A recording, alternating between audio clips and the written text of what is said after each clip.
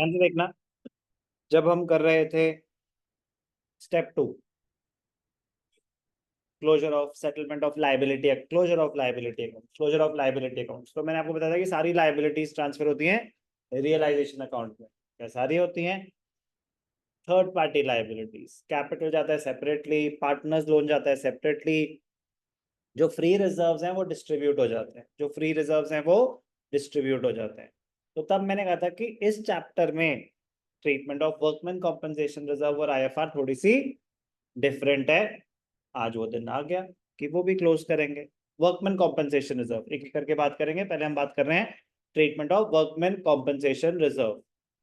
Workman compensation reserve, a reserve created to compensate the workers if any uncertain event happens, चोट वोट लग गई, accident हो गया, कुछ भी हो गया, वर्कर्स को कॉम्पनसेट करने के लिए हमने रिजर्व क्रिएट किया हुआ है। कोई क्लेम आएगा तो लाइबिलिटी होगी, नहीं आएगा तो नहीं होगी। तो क्या केसेस हो सकते हैं कि रिजर्व था बट कोई क्लेम नहीं आया, रिजर्व था 50,000 का, क्लेम आया 40,000 का, claim is less than the reserve. एक कि रिजर्व था 50 का, क्लेम आया 60 का। यही पॉसिबल सर? 50-50 भी हो सकता है, हाँ हो सकता है। पॉइंट इज, एक कि कोई रिजर्व, कोई क्लेम नहीं था, रिजर्व था कोई क्लेम नहीं था, एक रिजर्व था क्लेम भी था। अब क्लेम कम भी हो सकता है रिजर्व से, बराबर भी हो सकता है, ज्यादा भी हो सकता है, ठीक है ना। अगर कोई क्लेम नहीं है, अगर कोई क्लेम नहीं है, इसका मतलब पूरा का पूरा जो आपका रिजर्व है वो फ्री है। if there is no claim, if there is no claim, workman compensation reserve will be treated like a free reserve. It will be treated like a free reserve and distributed among the partners in their profit sharing ratio. Case 1, reserve है 50,000 का, balance sheet में आ रहा था liability side पे, there is no claim. In this case, when there is no claim, workman compensation reserve is treated as a free reserve.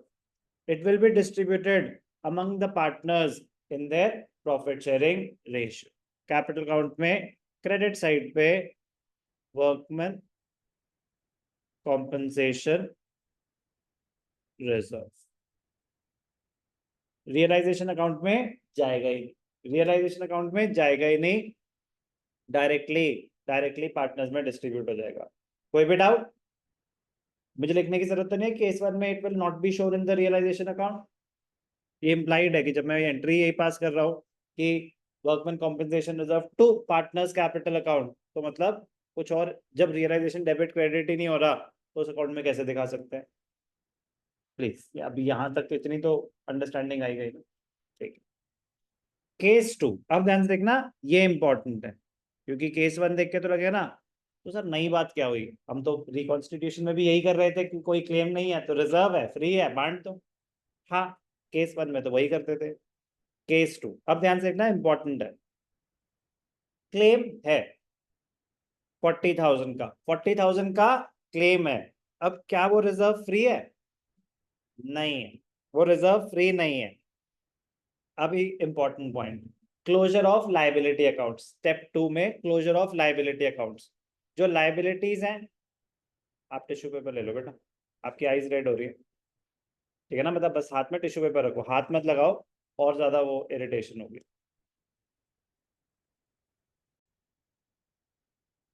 Claim है, reserve भी है, 50,000 का रिजर्व है, 40,000 का क्लेम है। रियलाइजेशन में ट्रांसफर होते हैं थर्ड पार्टी लाइबिलिटीज, रिजर्व्स तो पार्टनर्स में डिस्ट्रीब्यूट होते हैं। अब 50,000 में से 10,000 फ्री है, 40,000 फ्री नहीं है। 40,000 आपकी लाइबिलिटी बन चुकी है और वो पे भी करनी पड़ेगी। Liabilities are to be paid at book value, claim है, पेमेंट की बात तो नहीं कर रहे सर, वो इम्प्लाइड है कि देने पड़ेंगे। अब ध्यान से देखना, very very important point, when there is a claim against workman compensation, it will be treated like a liability of the firm. देने पड़ेंगे आपको पैसे। Workman compensation reserve in excess of the claim, in excess of the claim मतलब reserve है 50 का, claim है 40 का, तो 10,000 की बात हो रही है। कह रहे it will be treated as a free reserve, तो 10,000 पार्टनर्स में डिस्ट्रीब्यूट हो जाएगा, वो तो कोई दिक्कत नहीं है। 40,000 की प्रेजेंटेशन देखो ध्यान से, बहुत इंपॉर्टेंट है। पहले ट्रांसफर होगा बाय सन्ड्री लाइबिलिटीज, तो जहां लाइबिलिटीज ट्रांसफर होती हैं वहां वर्कमैन कॉम्पेंसेशन रिजर्व ट्रांसफर होगा जितना क्लेम है।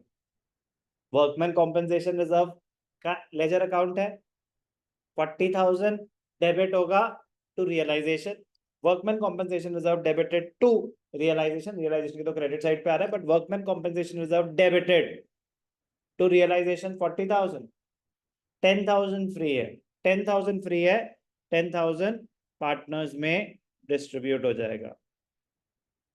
ऐसे क्लोज होगा वर्कमैन कॉम्पेंसेशन रिजर्व अकाउंट, जितना क्लेम है, जितना क्लेम है वो वहां पे ट्रांसफर हो जाएगा। स्टेप 2 के, ये स्टेप 2 वाली एंट्री है, ट्रांसफर ऑफ लाइबिलिटीज। अब ये लाइबिलिटी पे ऑफ होगी, अब ये लाइबिलिटी पे ऑफ होगी, तो टू कैश और बैंक, टू कैश और bank account. Very very important, छोटा सा बस ध्यान रखना है आपने। क्या ध्यान रखना है कि अगर रिजर्व है, अगर रिजर्व है वर्कमैन कॉम्पेंसेशन रिजर्व, क्लेम नहीं है तो हमने पूरा ही डिस्ट्रीब्यूट कर दिया था। क्लेम है तो जितना क्लेम है to the extent of reserve, जितना क्लेम है पहले वो लाइबिलिटी दिखाई जाएगी, फिर वो लाइबिलिटी पे ऑफ होगी, ठीक है ना। सो बी केयरफुल। 50,000 का उसका लेजर बैलेंस था, 40,000 कैसे क्लोज हुआ, रियलाइजेशन में ट्रांसफर करके। 40,000 कैसे क्लोज हुआ, रियलाइजेशन में ट्रांसफर करके। 10,000 कैसे क्लोज होगा, कैपिटल अकाउंट में क्रेडिट करके, कैपिटल अकाउंट में क्रेडिट करके। वेरी वेरी इंपॉर्टेंट, क्लियर है ना। केस 3 और मजेदार, रिजर्व है 50,000 और लाइबिलिटी है 60,000, मतलब आपको पे करने पड़ेंगे 60,000, लेकिन आपकी बैलेंस शीट में कितनी आ रही थी लाइबिलिटी, रिजर्व कितनी आ रही थी बैलेंस शीट में, बैलेंस शीट में तो 50 आ रही थी। स्टेप 1 और स्टेप 2 तो क्या होते हैं, क्लोजर, वो तो अकाउंटिंग एंट्रीज हैं, वो तो क्लोजर ऑफ अकाउंट्स है। सेटलमेंट विल फॉलो, सेटलमेंट के पैसे देने कितने पड़े वो तो बात की बात है, पहले तो अकाउंट्स क्लोज हो रहे हैं ना। बहुत बड़ी हिंट दे दी मैंने आपको। तो अगर केस 3 है, केस 3 है तो क्या होगा, रियलाइजेशन में कैपिटल में कुछ जाएगा कि नहीं जाएगा, क्या सिनेरियो है। वर्कमैन कॉम्पेंसेशन रिजर्व है 50,000 और क्लेम आ गया, क्लेम आ गया 60,000, ये है सिनेरियो। तो यहां पे भी आएगा bye sundry liabilities, workman compensation reserve, और यहां भी आएगा टू कैश और बैंक अकाउंट। पेमेंट तो 60,000 हुई है, इसमें तो कोई डाउट ही नहीं है। पेमेंट तो उतनी करनी पड़ेगी जितना क्लेम है भाई, लाइबिलिटी तो आपकी 60 की आ गई ना, तो इतने पैसे तो आपको देने पड़ेंगे। पॉइंट जो क्वेश्चन है, यहाँ पे 50,000 आएगा या 60,000, यहाँ पे 50,000 आएगा या 60,000।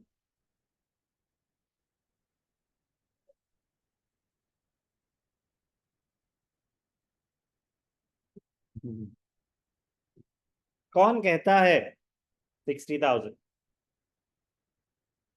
श्योर। सुदर्शन चक्र नीचे रखें, कोई डाउट,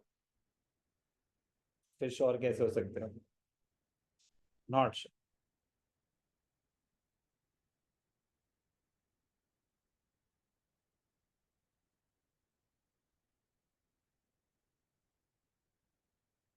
आवाज नहीं निकल रही है। एक ही है हमारे पास। Would you like to change your answer, sure. 50,000 is the correct answer. बड़ी हिंट दी थी कि ये स्टेप 1 स्टेप 2 तो क्लोजर ऑफ अकाउंट्स है, तो जो अकाउंट का बैलेंस है उससे ज्यादा कैसे क्लोज कर सकते हो, रिजर्व को क्लोज कर रहे हो। फिर अब तो सब हाँ हाँ हाँ हाँ, इसीलिए हमने भी इसलिए बोला था।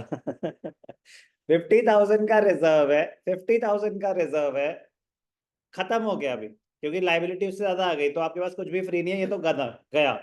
दो ही चीजें हो सकती हैं, या तो रियलाइजेशन के थ्रू क्लोज होगा या पार्टनर में बटेगा, और कोई ऑप्शन नहीं है। रिजर्व को क्लोज करने का, वर्कमैन कॉम्पेंसेशन रिजर्व को क्लोज करने के दो ही ऑप्शन है, या तो वो पार्टनर में डिस्ट्रीब्यूट होगा या वो रियलाइजेशन में ट्रांसफर होगा।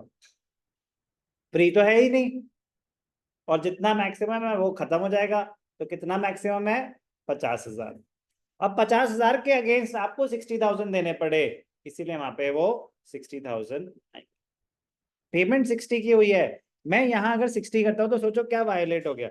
मैंने तो वर्कमैन कॉम्पेंसेशन रिजर्व को डेबिट कर दिया 60 से, उस अकाउंट का तो बैलेंस ही 50 था, मैं तो उसको क्लोज करने चला था, एक नया 10,000 का बैलेंस आ जाएगा, और जब पेमेंट होगी तब तो रियलाइजेशन टू कैश होगी।